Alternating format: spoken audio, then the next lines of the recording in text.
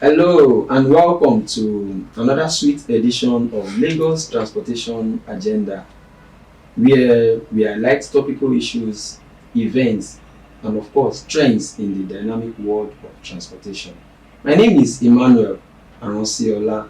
It has become a matter of concern that while we are discussing the issue of transportation and safety in our society, a particular set of people, or let me say classes of people, are left out of the discussion. And who am I talking about? I'm talking about the younger citizens, the children in the country. And today we'll be taking a critical look at a topic which says the school children in transit safety on our road. So having made our findings, our guest today will be in the best position to do justice to the topic by virtue of our professionalism and our passion for the advocacy. Permit me to introduce to you the CEO and founder of Strap and Save Child Foundation and the vice president of the NECA's Network of Entrepreneurial Women, in person of Mrs. Bolanle Edwards. Mrs. Edwards, good to have you on the show. Thank you for having me. Thank you so much. So we'll go on a short break, and when we come back, we'll be taking a deep dive into the topic. Don't go nowhere. Welcome on board the newly retrofitted light ferry, where innovation meets comfort on water. As you step onto our state-of-the-art vessel, you'll notice the modern design and enhanced facilities that prioritize your safety and enjoyment. Our retrofitting process has not only upgraded the aesthetics, but also improved the performances of the boat, ensuring a smoother and faster journey across the beautiful Lagos waterways. Feel free to explore the spacious seating areas equipped with comfortable amenities such as life jackets for all passengers, a first aid box, fire extinguisher, all for a relaxing ride. Our knowledgeable crew is here to assist you, making your journey as enjoyable as possible. Join us as we set sail towards a more efficient and eco-friendly future, embracing technology while celebrating the vibrant culture of Lagos. Thank you for choosing Light Ferry, where every ride is a memorable adventure. Welcome back. If you are just joining us, this is Lagos Transportation Agenda, and my guest today is the founder and CEO of Strap and Save Child Foundation, in person of Mrs. Bolanle Edwards. So, Mrs. Edwards, let me start by asking you, based on your experience and passion for this advocacy, what do you think are the biggest safety risks school children face while traveling to and from school on Nigerian roads? Thank you.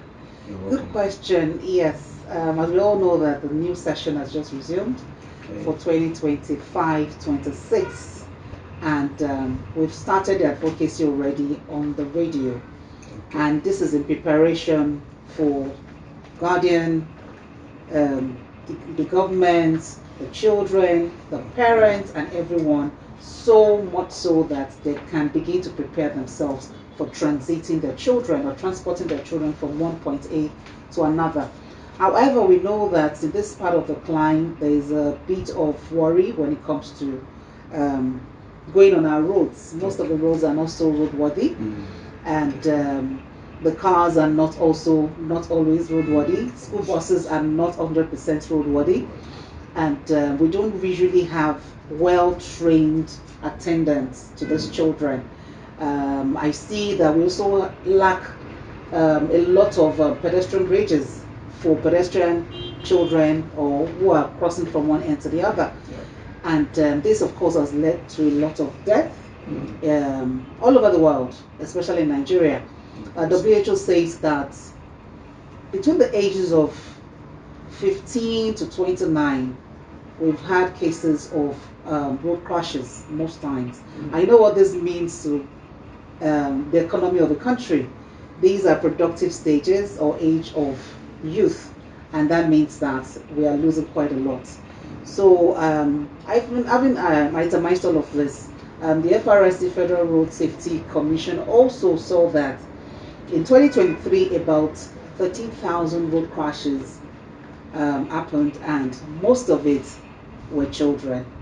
So, question is, when are we going to mitigate this anomaly and begin to do better? Do better. Thank you very much.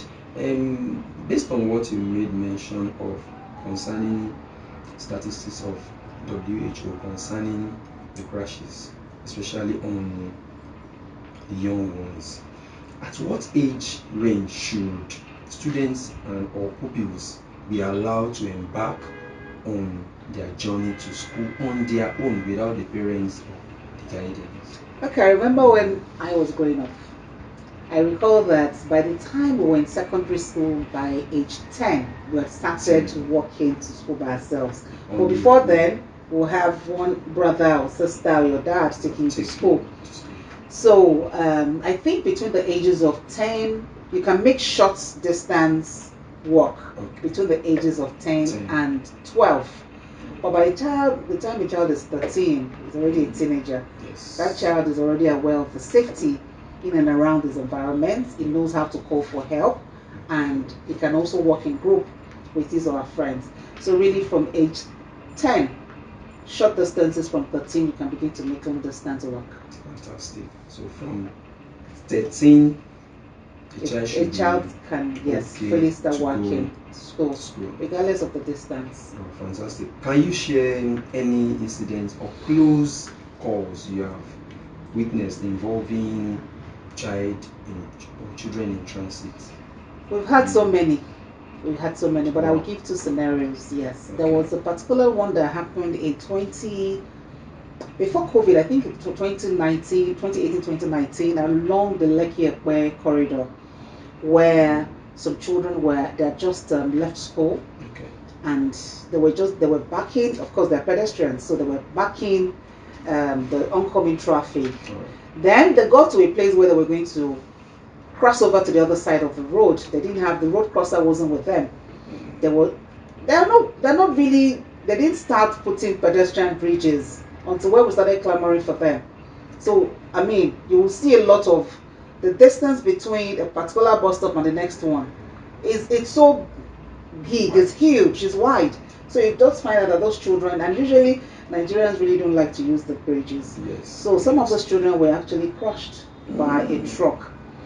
That was then. Then in 2022, December 7th to be precise, children of Babs Fafowa Secondary School, Millennium School, they had just left school, and they came onto the major road on the Gunusi Road. And unfortunately, about 12 of them in cluster were walking, and the next thing they found out was that a bus came, crashed into them. A lot of them got injured, whilst 2 of them painfully died. So the statistics keeps rising. However, with the foundation like ours, we keep sensitizing and advocating, and also telling the populace that we need to do better when it comes to children's safety. Yes, we really need to do better. Absolutely. So how safe do you believe school buses and public buses currently are for children? Looking at the situation on ground, especially in Lagos, precisely. We are not there yet. But I would say we are about 40% done, or 40% in progress. We still see quite a number of those buses in a very rickety, unsafe mode and manner. Some of them do not have seat belts. Basic seat belt, they do not have it. Some of them are also overcrowded when they have passengers on them, especially the public ones. But the ones for the school buses as well, they are overloaded. There was a time I had to cross a school bus driver, and I was driving. I saw that the bus was meant to carry about is an 18-seater bus, and I discovered that those children couldn't have been less than 40. Are you serious? Yes, they were going on an excursion. And the next thing I saw was that all those children, there were no glass on the left and on the right, and those children were all packed like sardines. I crossed them and began to ask questions. Who is the owner of the school? Where is the head teacher? And they came down and started giving excuses. Yes, we're going on an excursion, and this is the best we could get. It's not our school bus, but we went on our source state and chartered it. I waited. If I had some of those children in my vehicle, I put them in my vehicle, waited for them to go and get a bigger bus.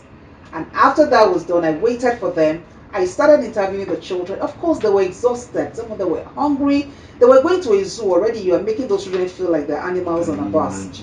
So Nigerians, we need to do better. Have properly well installed seat belts, car seats for the children below the age of maybe 9 that can still use a car seat or a poster seat. And of course, the car or the bus must be in a motorable condition whereby it is roadworthy. And yeah, there should be checks and balance to all of this. Fantastic. And thank you very much for this analysis, and I really feel you are doing tremendously well on this your passion and advocacy. And that scenario you just posted has really given us another insight on what safety of our children entails. So we'll be going on a short break, and when we are back, we'll be taking a deep dive into the policies that will be put in place in making sure that our children's safety is very, very vital. Don't go nowhere.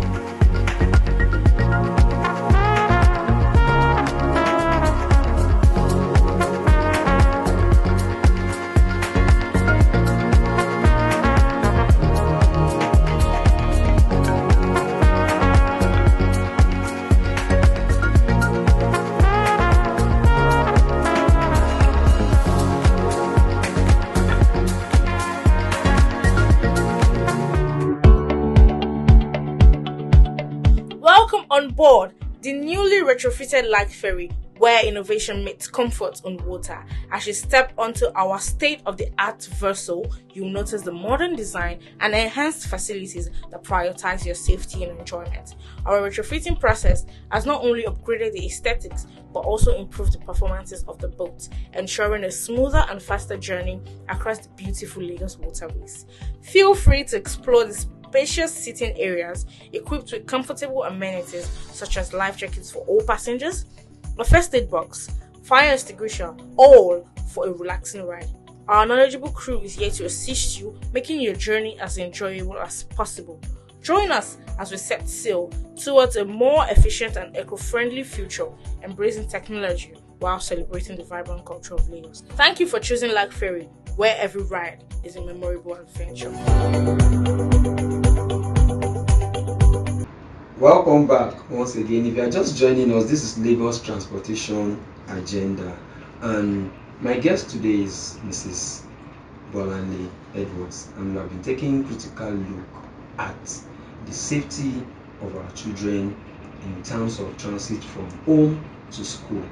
I would like you to throw more light on how can government and road safety officials work better with schools to protect these children on the roads.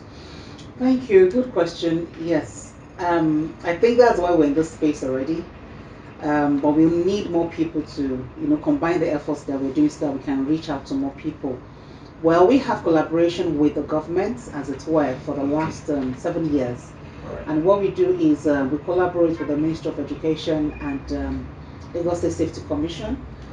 So that we can also give them a soft landing. Government can be everywhere, but NGOs and advocacy group can also do quite a number of things by training these children, by putting in the school curriculum safety and security of a child.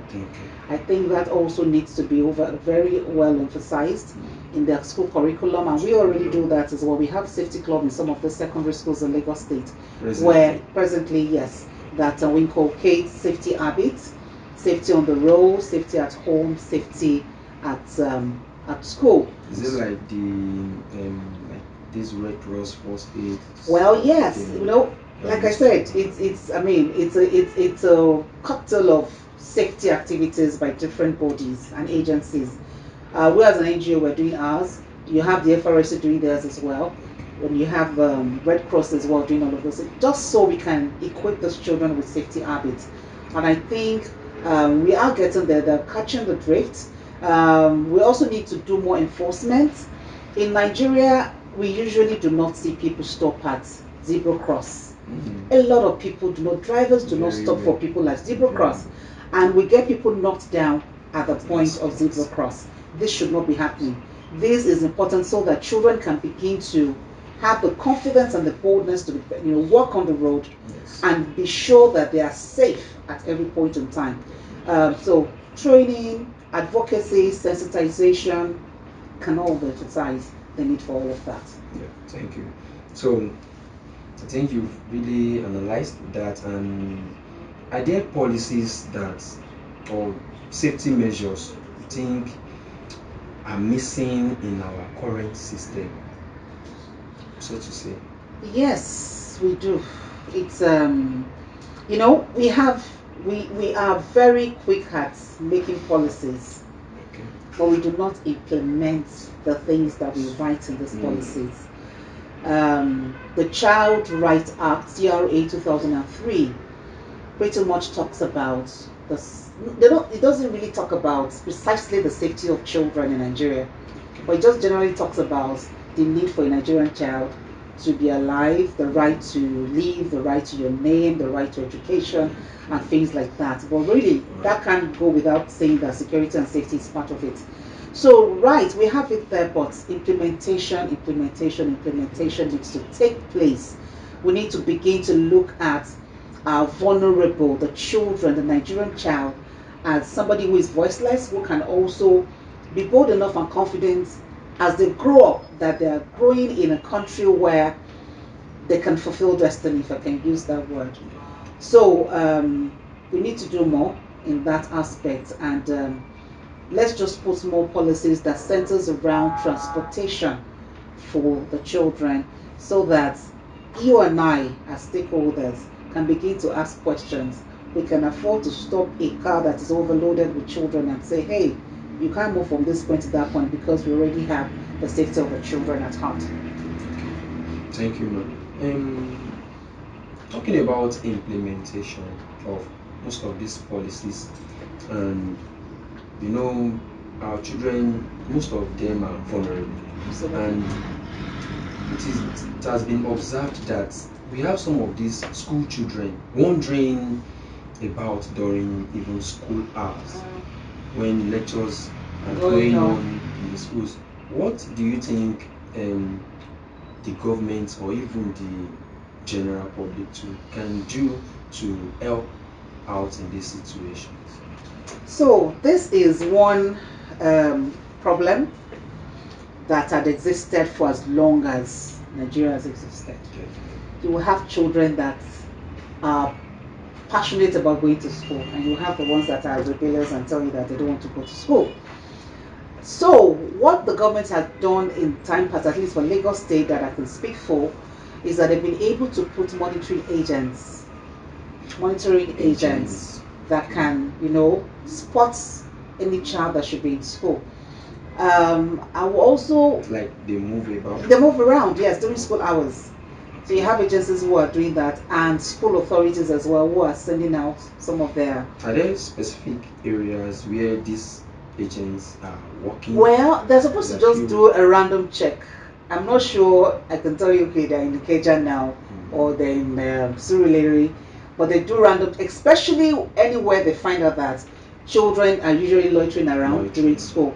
So they would have done that proper checks, they would have done that investigation, and they get that information from people who live around and say, we see children just loitering around in your school uniform. I think we need to call the government to this. So we have such bodies, and I think we need to do more. More people. Can we also, as citizens, let's begin to be whistleblowers, if I can use that word. Let's blow the whistle. Those children should be in school. I've been to a school before in Ikeja, and the boy was not in class. And I said, and I asked the teacher, why is it? He said, all he just loves to do is when there's an event like what we have come to do in the school, he will be the one to put up the chairs and arrange everything, but to be in the classroom. And I said, so how do you encourage him to go to class? And the teacher said, well, they've tried to harness, help him harness his weakness to become his opportunity. So when eventually he gets to go into the class, he learns, but he learns as a pace, at his own pace. So if we have counselors as well who are speaking to those children from time to time and counsel them the need for them to be in school, I'm sure you would have reduced number of children who are loitering around and don't want to be in school. Definitely. Thank you. Mrs. Edwards, thank you for taking us this far. And now, before I release you, I would like you to just give a piece of advice to the general public and even, of course, the government too, on what you think can be the summary of what we can do to ensure the proper safety of these school children in transit to school. Yes, like I will always call on this is a clarion call and a call to action. And when I talk about this, I'm talking to all stakeholders, being parents, guardians, school owners, teachers, coordinators of children, caregivers, and the government. That you see, it's a family business. Your business is my business. Back in the day when you raised children, and it should still be like that, is a community. You can be the one to bring the child to the world, but the community should join hands to raise those children. When we see something, can we say something? Let's begin to call out the things that shouldn't be. You find a child that is hooked on drugs, please shout out. A child that is not properly, walking on the road, facing the traffic or backing the traffic, please let's educate better. And of course, for children who are having mental health issues, children who are already hooked on drugs, children who are probably involved in one vice or the other, it's a joint effort. Let's all come together and have a safe and secure environment for our children. Thank you. Fantastic. Thank you so very much, You're welcome. Mrs. Edwards, founder and CEO of Strap and Safe Child Foundation. And that is a piece of advice for everyone, the society, the government, individual, every citizen, to ensure our children who are vulnerable are safe and sound on their way to school and back home. Please, just like she said, if you see something, as parents, guardians, say something. If you observe anything that is not going right, please let us open up. Let's be whistleblowers to ensure our children are safe in the society. So with this, we have come to the end of the show. Thank you, Mrs. Edward, Thank for you your for time. having me. It's a pleasure having you on this show. Thank you for having And me. for our viewers, thank you very much for staying with us till this moment. Don't forget to join us next week, same time, same station. I remain your host, Emmanuel Aranciola.